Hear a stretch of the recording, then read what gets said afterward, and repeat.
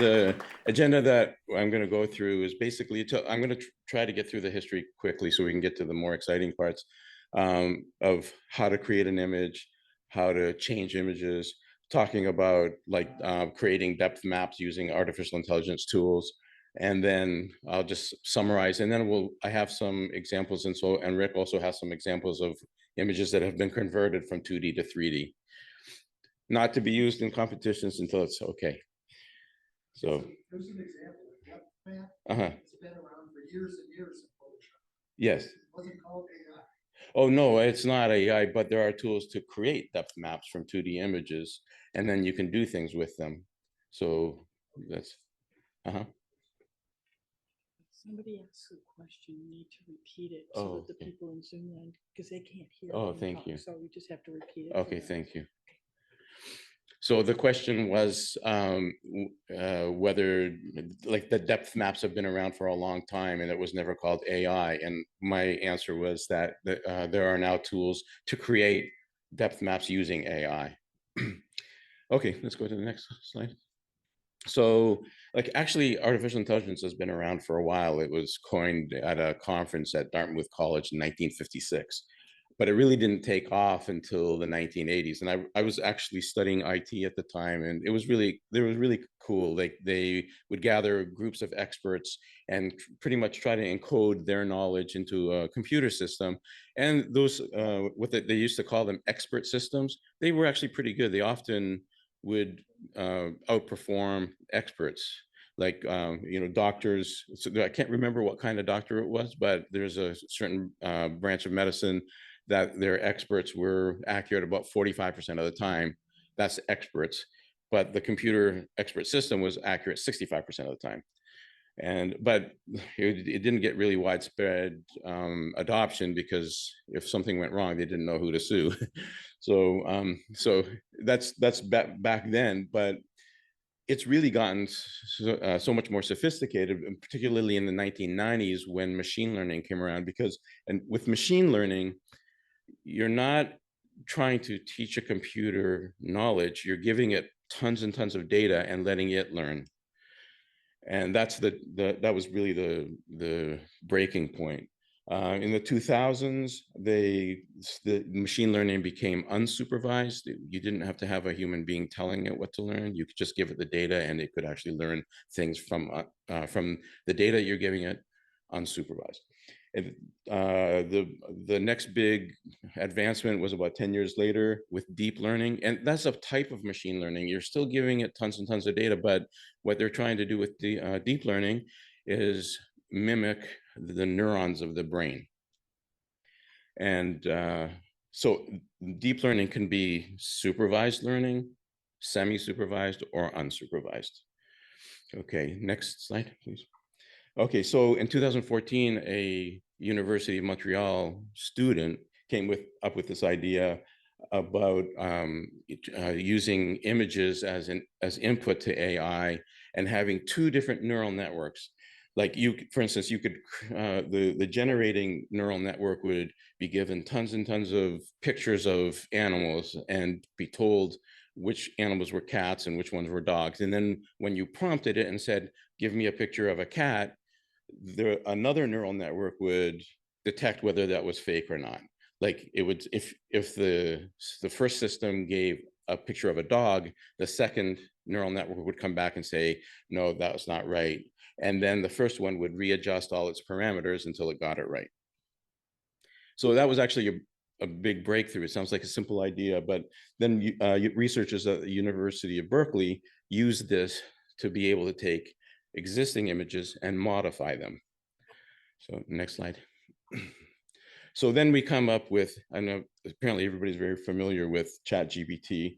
OpenAI in the 2020s. They started a couple of years before that, but they released ChatGPT, and then now the current model that they have released is GPT-4. They're large learning model, or large language models, and you prompt them to give output in the language way, like with text. So they consume resources that are called tokens.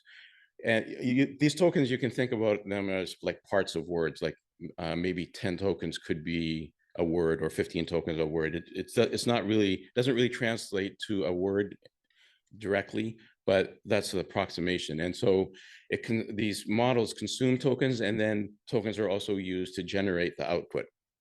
So they're somewhat expensive. However, Microsoft, well, what I was going to say is that GPT-4, which is their latest product, it costs money. You have to actually subscribe to their service. It's about $8 for their GPT Chat Plus. But Microsoft actually gives that for free if you use their Bing website. So you can use 15 per day, 15 prompts per day on the Bing website. So next slide. By the way, if you have any questions, please feel free to stop me and ask. So let's talk about image generators. So OpenAI, the company that makes ChatGPT, also has an image generator called DALL-E. And basically it's text to image. You give it a text, you describe what you want, and it'll spit out the image that you want. And then you can feed back and keep telling it what you want differently from that until you get what you want. So that model actually got a lot better when they started putting in some algorithms from physics, diffusion models, and those diffusion models pretty much got rid of most of the noise that was coming out from the preceding versions. In 2022 was a breakthrough year, and it's hard to read them, but there's a couple of quotes from CEOs of some of the image generating companies. I'm going to move over there because I can't hardly see it.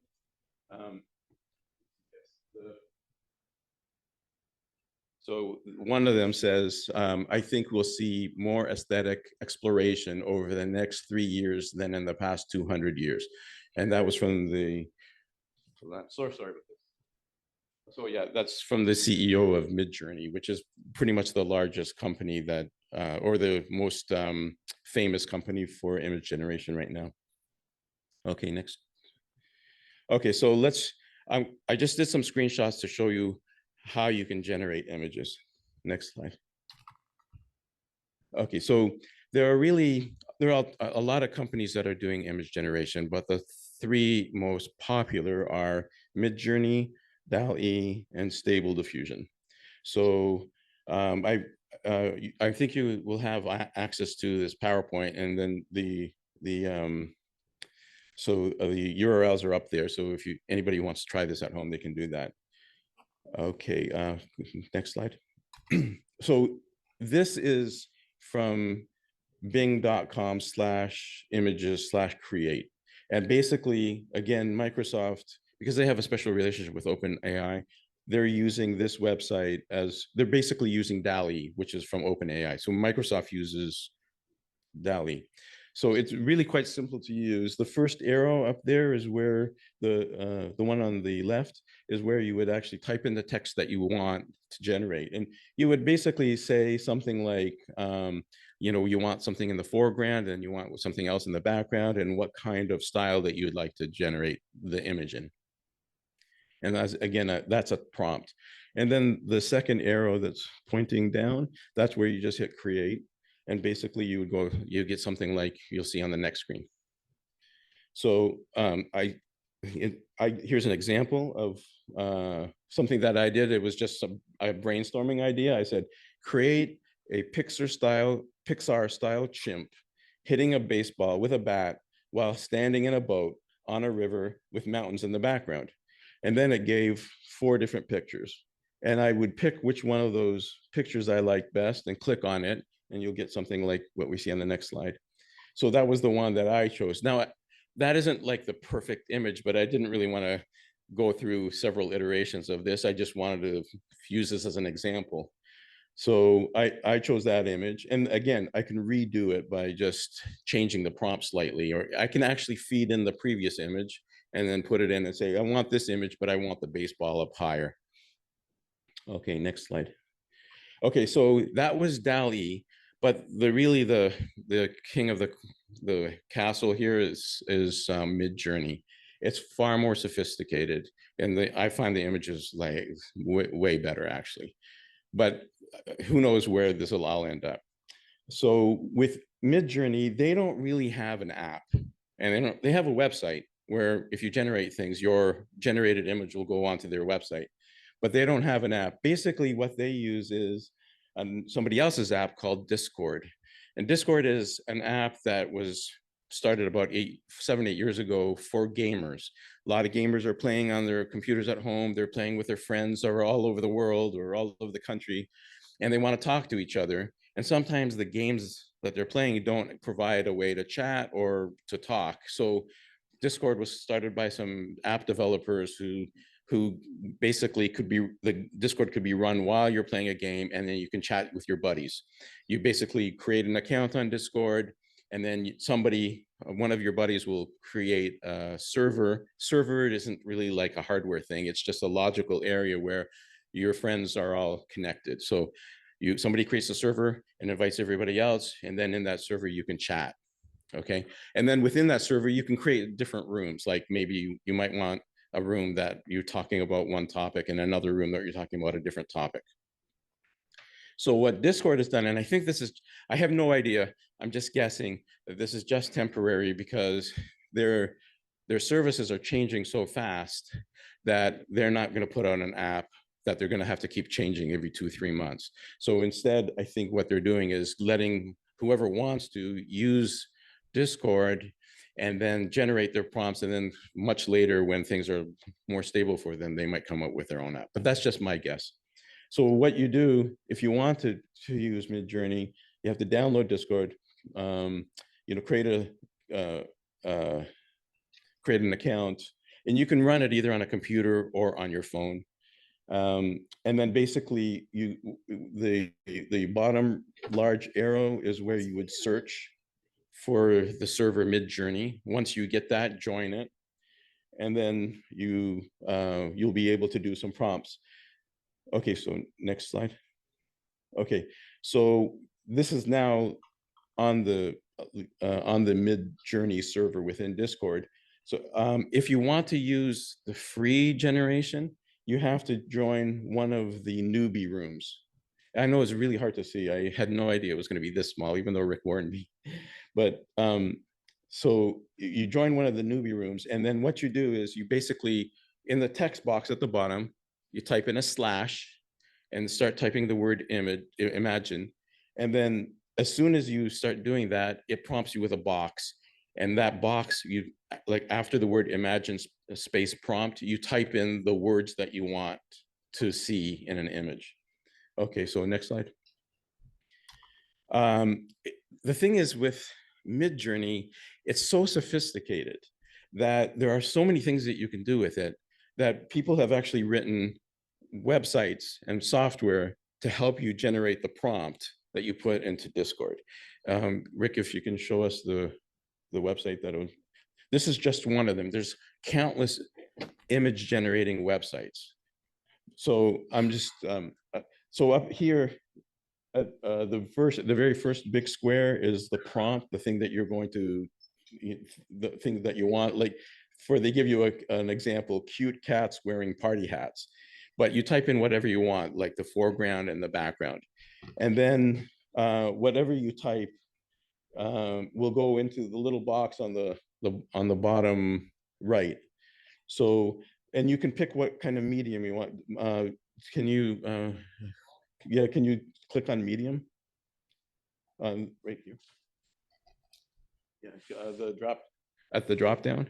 Okay, so do you want this to be acrylic, watercolor, oil, pastel, pen and ink, etc.? And they have all of these different options. So you can pick if you can just pick one, for example.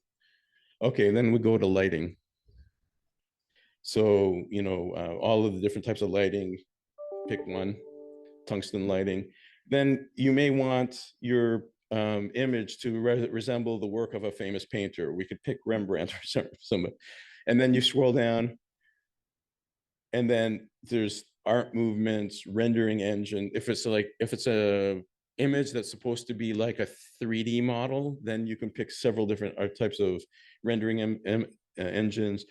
Okay, here are all the art movements that they have available. Yeah, just pick anyone is okay with me. So you see how much sophistication there is, and there's so much more that you can do. And so basically, once you're finished with this, you'll cut and paste whatever is in that box. Now, we didn't really enter a subject and a background, but normally you would have entered in the top box a subject and a background, and then it would also end up in that box. Then you copy that and then go to Discord and enter it there, and you should get some pretty impressive results. Okay, I think we can go on back to the PowerPoint. Am I losing anybody yet? Is everything okay? Yes? Are we getting away from photography entirely here? Well, yeah, at this stage, but I have other things that are related to photography. This was just for interest. I wasn't trying to, hijack the club or anything like that. It's just I thought that this would be kind of interesting because we'll see what you can do. Yeah. Okay. I think we can go to the next screen. Okay. So if you go to Midjourney and you've submitted your results, you'll get 4 pictures. So they're numbered 1, 2, 3, 4 in that order. If you like one of those pictures and you just want to upscale it, you can pick on U1. Let's suppose that you like the first image. You click on U1, it'll give you one upscaled version of that image, which you can just download. However, if you liked it, but you want to see some variations of it, so you would pick V1, and then it would give you 4 more pictures, which you can also continue to do variation after variation until you find one that you like. And when you do find it, then you upscale it and then download it. So, and that's basically how you get images. And all of those images that you've created are on the publicly viewable on the Midjourney website. None of this is private in that regard. Okay, next slide. So here's a prompt that I created. Create a landscape impressionism painting of 3 laser-eyed dragons in the foreground and Rocky Mountains in the background in the style of John Harris, using volumetric lighting with a vignette at 4K resolution and 32-bit pixel depth, using version 5 of Midjourney aspect ratio 16:9. And it created that. Now, I don't know where the 3rd dragon is, but I like the painting anyway. Okay, next slide. Okay, so now we're talking about depth maps. And I'm glad to see that a lot of people know something about the depth maps. Next slide, please. So a depth map is, and if you don't know, is an image or an image channel that contains information related to the distance a surface is of one of the scene objects from the viewpoint, or all of the scene objects are from a viewpoint. So next slide, please. So you can create depth maps using Stereo Photo Maker. They have one way of doing that is to take a stereo photo, put it into Stereo Photo Maker, and then click Edit Depth Map, Create Depth Map from Stereo Pair, and it'll do that for you. Recently, I discovered that you can do the same thing with a 2D image, but I had a little bit of difficulty getting it working. But you can basically open up a single image and then do convert to 3D, edit depth map, create depth map from a single image. This requires you to install a lot of things like a Python program and Google AI APIs and that sort of thing, and getting all of the versions right. I got it working to the point where it didn't give me an error, but I wasn't able to get it actually working to give me a depth map. So I actually use a different tool. That's the next slide. So this is the 3rd of the AI tools that I talked about image generation. It's called Stable Diffusion. And I know it's really hard to see, but Stable Diffusion, basically you run things on your computer and then you put a link in your browser, and the browser is actually running a web page from your computer. It's not going across the internet to anything. Once you have actually got everything installed, it's all on your computer. So everything is running there. And so there's a tab up there that's hard to see, but it's text to image. There's another one that's image to image. Text to image basically is the same thing that we've seen before. You type in a prompt and you'll get an image. The image to image, you can load different images and then merge them together. What I did was downloaded another model on top of this that gives you depth maps. And so in order to get this going, it's really it is also very complicated, but there are YouTube channels and other resources that'll take you through step by step. You won't get lost if you just follow those videos. Okay, next. So once you get it all installed, it's actually pretty easy to use. You click on the tab that says depth at the top, then drag an image into this box on the left, click generate, and then you'll get output on the right.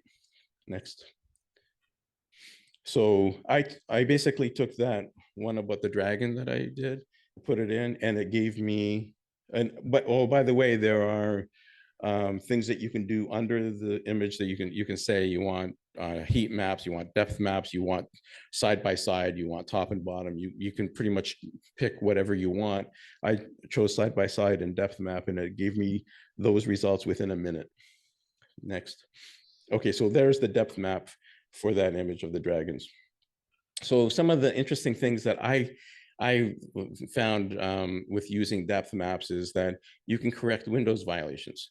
You can give an image a map from a completely different 3D photo. Like one I took a picture of a statue, and then I took the depth map of that and I put it on the depth map of a tree, and so it looked like the statue was coming out of the tree.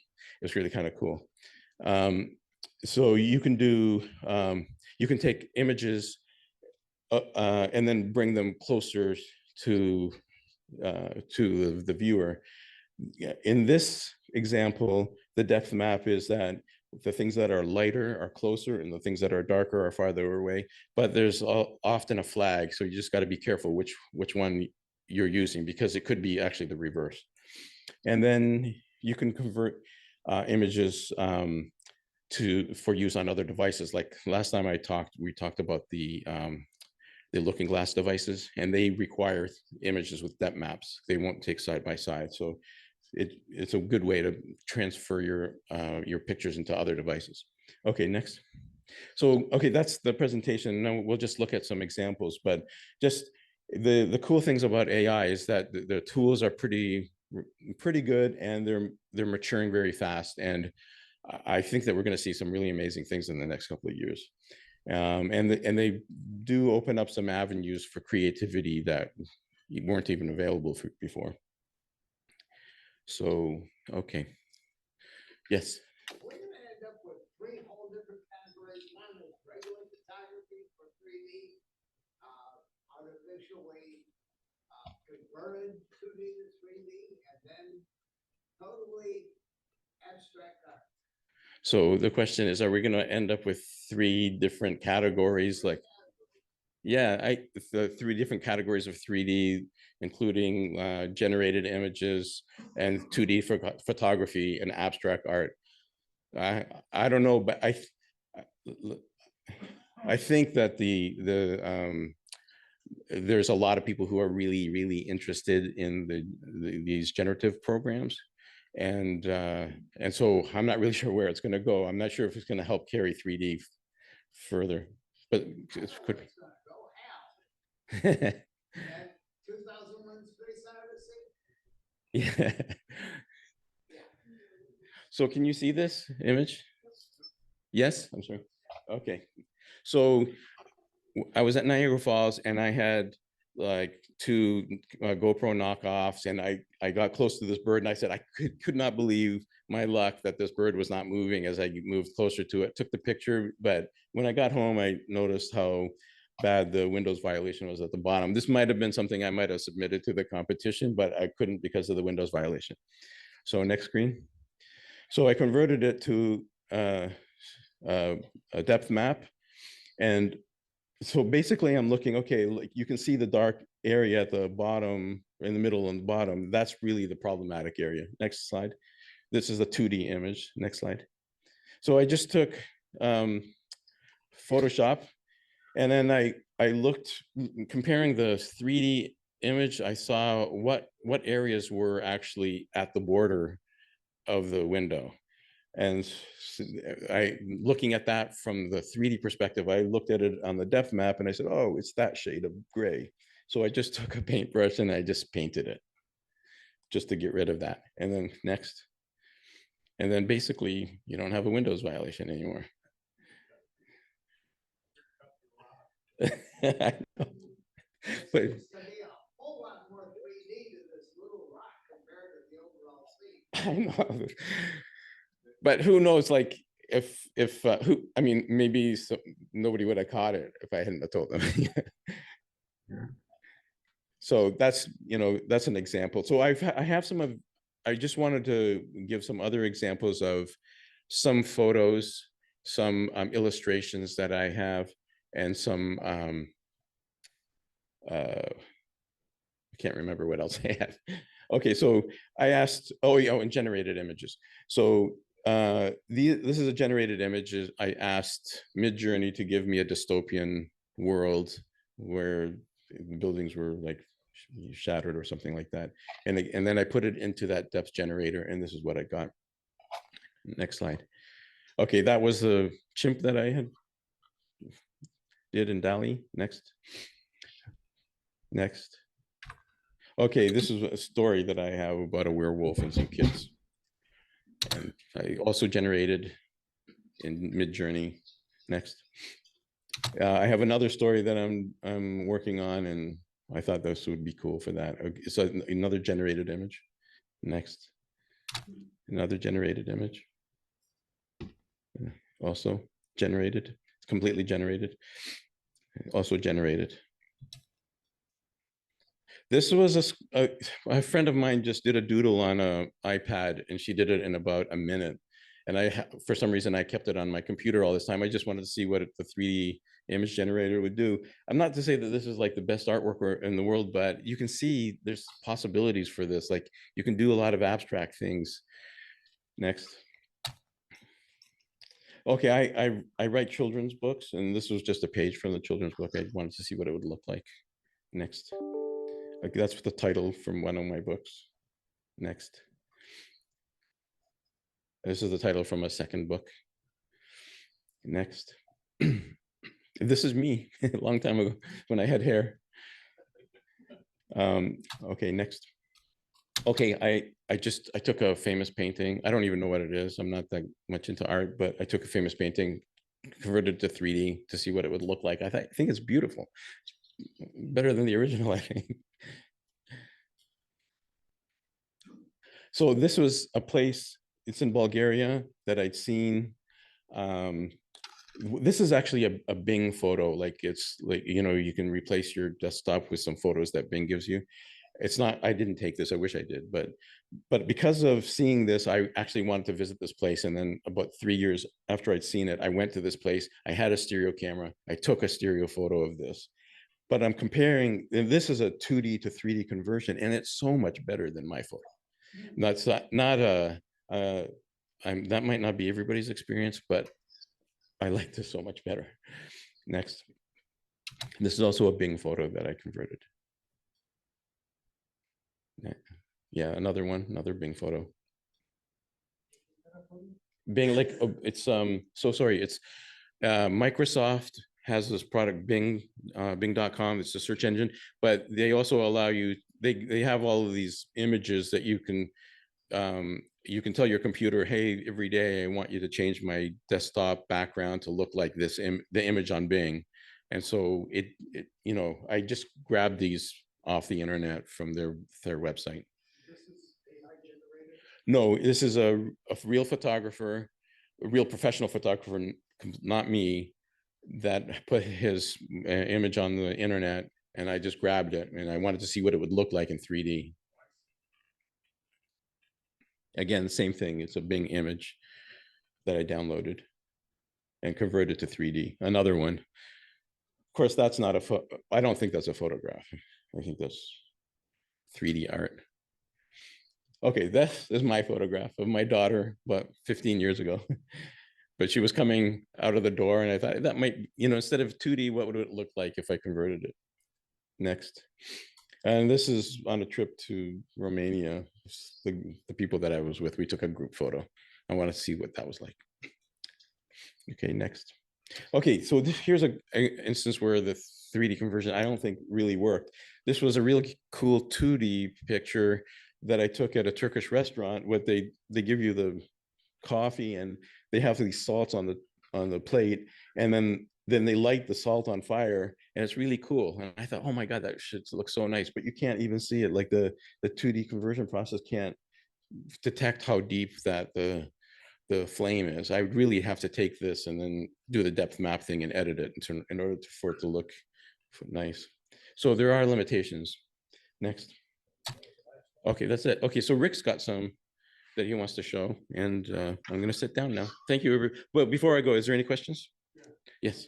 When you started going through this series of pictures, when you got to the one with the 3 dragons, I could actually see the 3rd dragon behind them. Oh, you could? Yeah, in 3D. Oh, okay. Thank you. I didn't notice that. Oh, okay, great. He was just hiding. She's shy.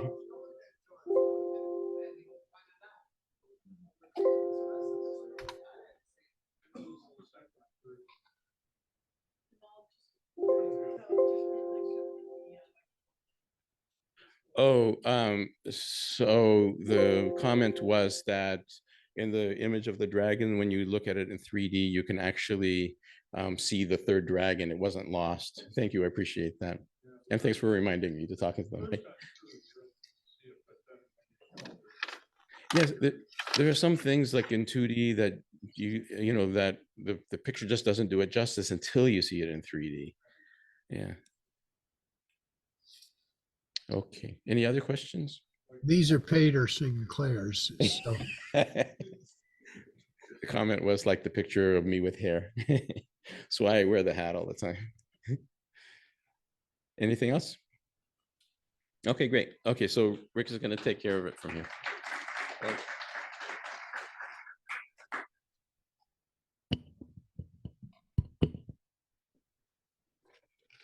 Okay, Al, I hope you have the Peter Sinclair pictures loaded up right now.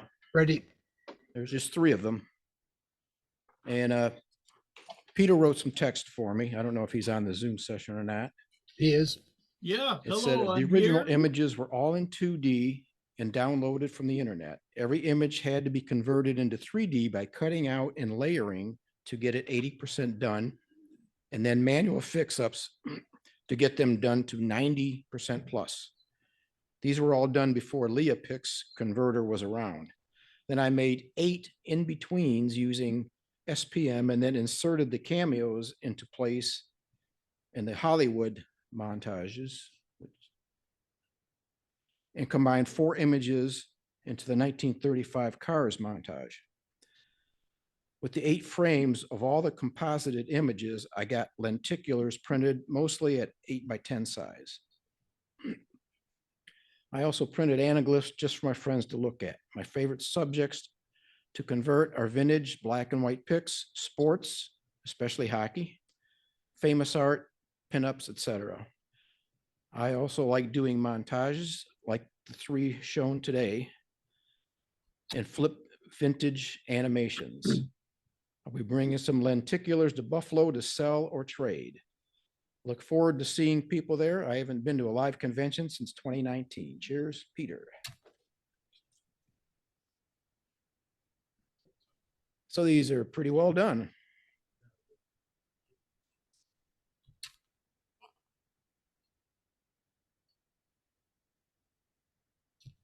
Take a look at each one of them again.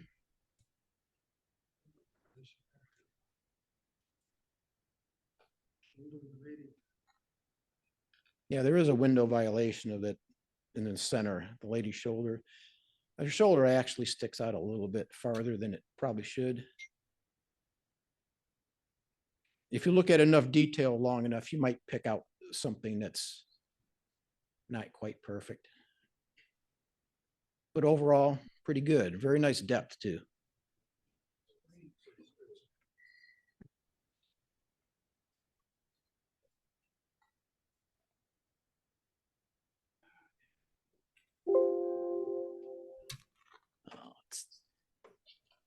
Well, that's it for Peter Sinclair, but I've got some images.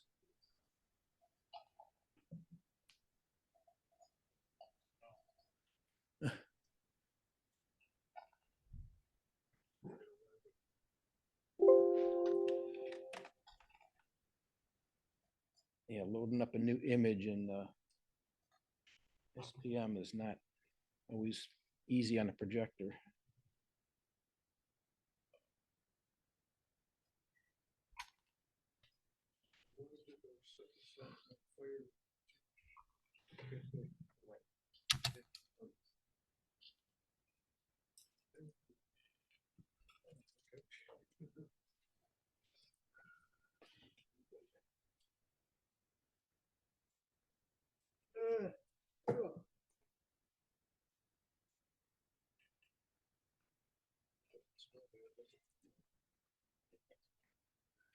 I think we're waiting for Rick to get his pictures up. Yep. Okay.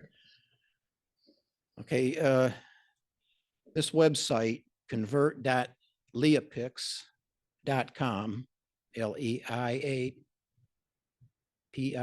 LeiaPix. It does a 2D to 3D conversion. You do have to create a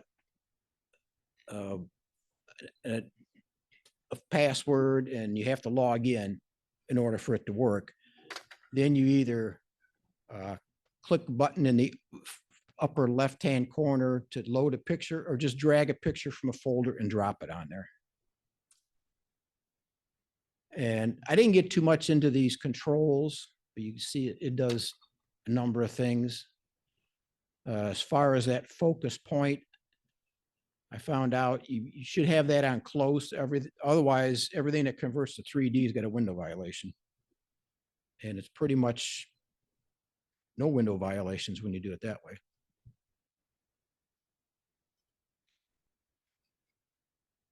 And I didn't play with these controls too much. Amplitude X, Y, and Z, phase X, Y, and Z. Sometimes it's hard to tell if it even made a difference. And it allows you to save it in 6 different ways. I don't know what the LIF file type is, but you can do a side by side. You can save just the depth map if you want to edit that. You can do an MP4. It'll do it kind of like a wigglegram. It'll go back and forth, or you can add some circular to where it changes vertically as well. Yes.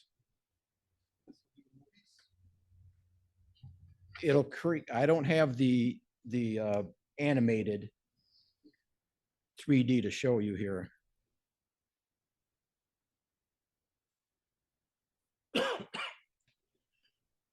Okay, at first glance, this first picture of mine, standing there in front of the bicycle, my son's birthday, looks pretty good. But there are things that a 2D to 3D converter will always have problems with. If you look at the rear tire of that car with the hubcap, when something in the background is surrounded by something closer, it just kind of attaches it to what's closer. And there's problems with any kind of a vertical line.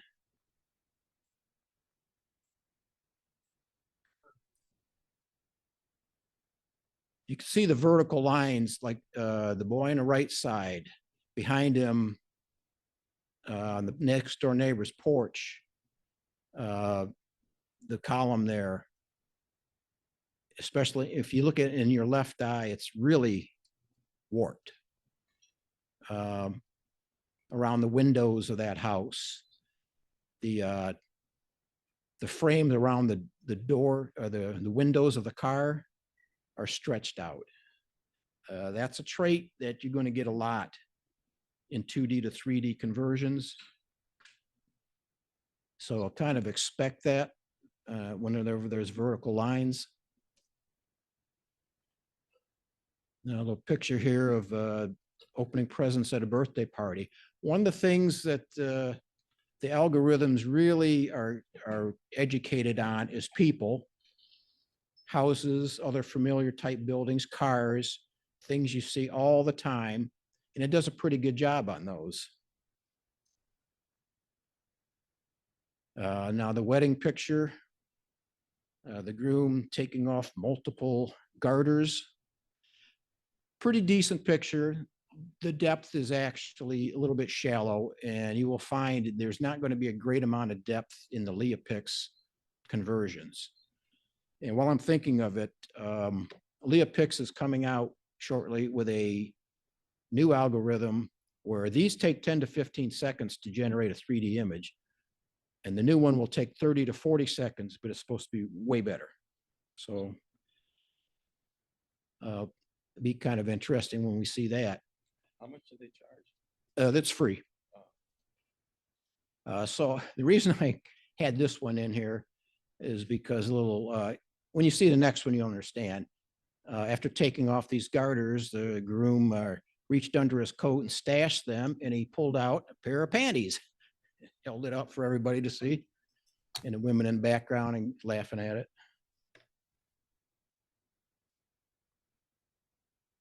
This is a picture from the 1950s. This is my parents, either in their 20s or right around 30. I don't know exactly what year it was taken. My mother's now 95. And I really don't see any big problems with this, very small problems, but it's nice to be able to take an old picture and just drop it in a window and come out with a 3D image. Did you colorize it? No, I didn't colorize it. This was a color slide. Yeah, it was in a basement. Another picture from the 1950s. About the only flaw I can see is the man sitting down in the center looking at the camera. That's my father. He's got his leg crossed and his foot looks like it's at the back of the chair that's kind of away from him. So it's kind of, that's about the only flaw I could see. But otherwise, pretty nice picture for instant 3D. And then this is pretty good too, but you will see the vertical lines of the drapes in the back. They're distorted, and you're going to get that a lot. If you want to sit down and fix it, you can do that and perfect it. This one outdoors, that's my wife on the left, and the two boys there are now in their 50s. And this is a fairly easy one for the software to do. There's nothing really complicated about it, so it turned out really well. This one turned out pretty well too, except for the disaster of one of the corn stalks.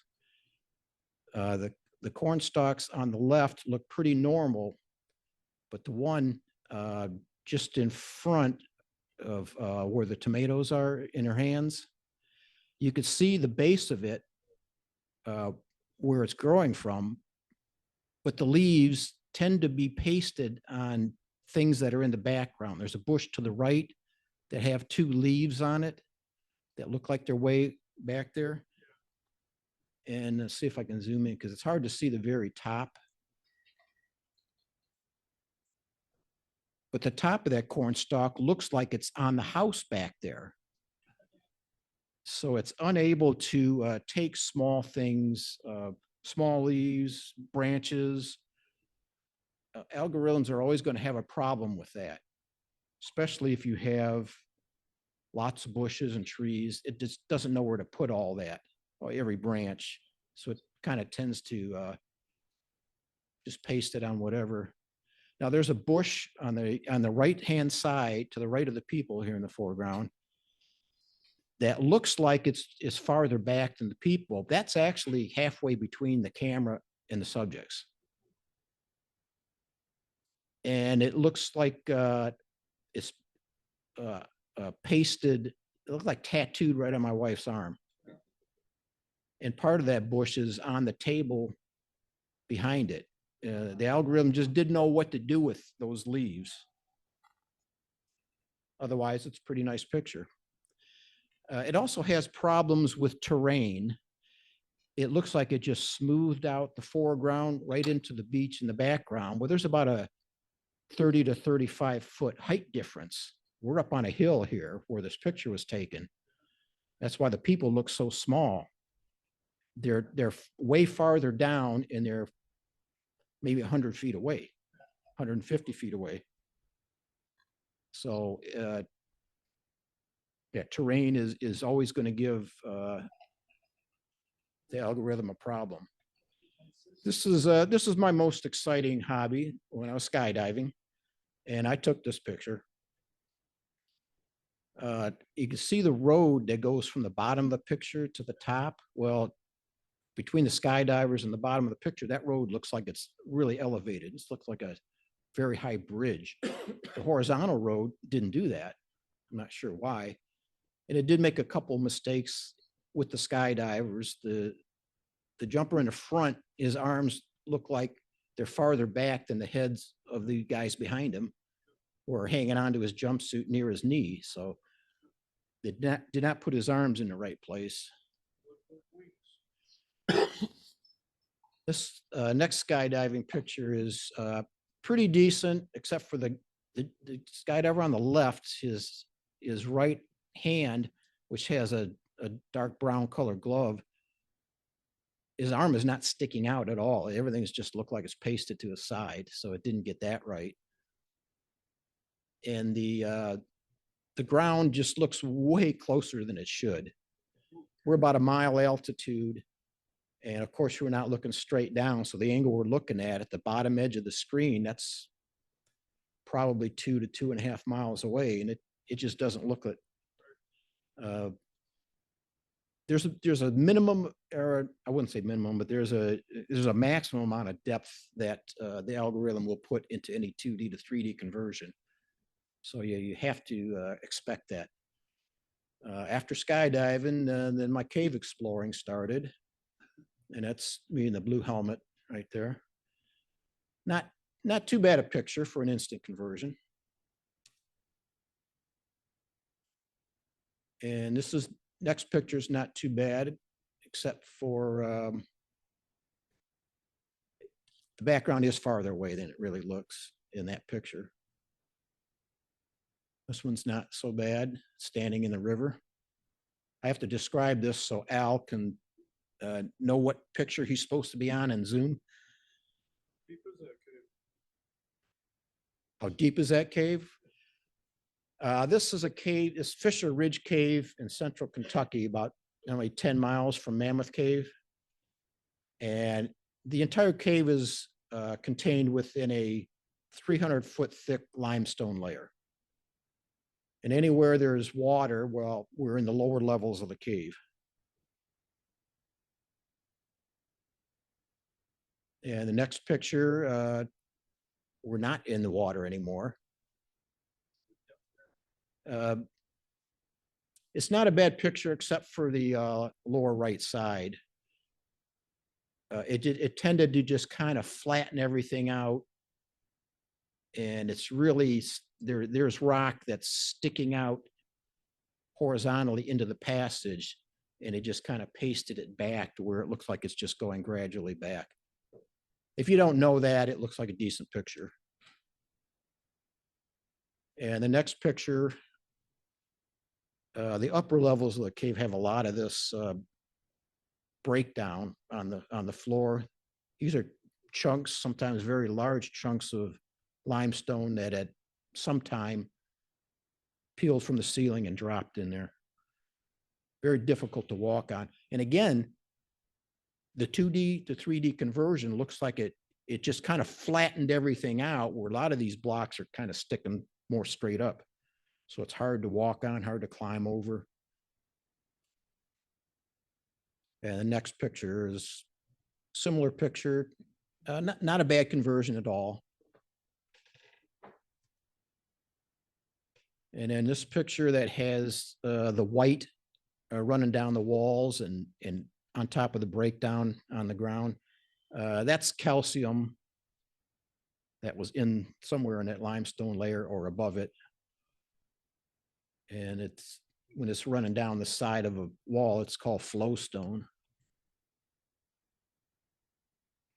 And the next picture, you can see the guy that's standing in the light at the top of this sand hill at the end of the passage.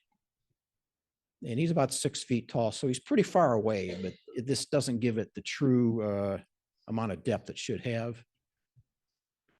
Otherwise, not too bad. And the next picture, I'm attached to the rope with a figure 8, which is I'm going to descend down the rope with that. And we're probably a mile from the entrance here, and there's a pit here. I'm going to descend down. Now you kind of get a pretty good idea of what the ground around this pit looks like. And the next picture was taken from the left side of the pit. So the pit looks wide from left to right in the next picture. But it doesn't, it's the absolute worst conversion ever in the next picture, because all this part that's light brown here, it doesn't know where to put it. In the upper right-hand corner is a vertical section of that shaft. Well, everything in the bottom and left side of this picture, which is kind of overexposed, which made it more difficult for it to do something with. But all of that is higher than what's in the upper right-hand corner. So that's not, it's not a good conversion, and no amount of artificial intelligence is going to figure out what this is supposed to look like. It can give it a million pictures of cats, dogs, and many other objects and animals and that, but it just doesn't know terrain very well, and it never will. It's an endless amount of variations on that. This is an interesting pit, because where I'm at right there is right next to a lower level. They go down further, but when I was at that level, a friend went down a short walk where he can get a picture of me straight on, look, hanging, suspended from the rope as I was rappelling down.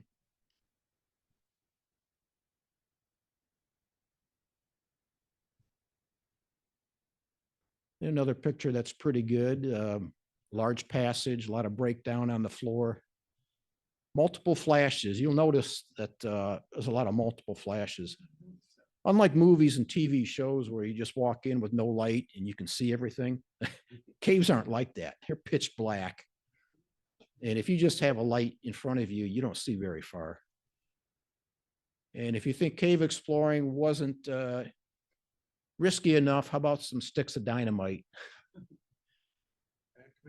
There was a large rock in the middle of this passage, and the passage just kept going on, and we wanted to explore it. So they dynamited that. We weren't in this passage when it went off.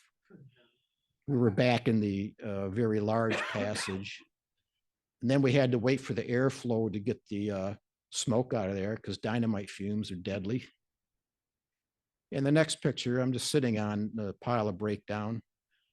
See that white jumpsuit's pretty muddy. This is a fairly good conversion. The lamp on my helmet maybe looks a little farther back than it should, but. And the next picture, this is about 1,000-foot passage, got the name Pancake Crawl. And I'm in a little bit higher area of it than the guy in the picture. He's coming out where that was the height most of the way. But I wasn't about to pull out a camera when it was only like 14 to 16 inches high. Some places it was low enough, you get your head in one direction, you can't even turn it around in the other way until you get to a higher ceiling. And the next picture, there was about 5 flashes in this one, which lights up the passage in various places. You can see quite a ways down there. Did you do 5 flashes? question was asked, how do you do 5 flashes? Well, there's a unit that plugs into the flashes in everybody's hands called a slave, and it detects the light of the flash from the camera and instantly sets off the rest of the flashes.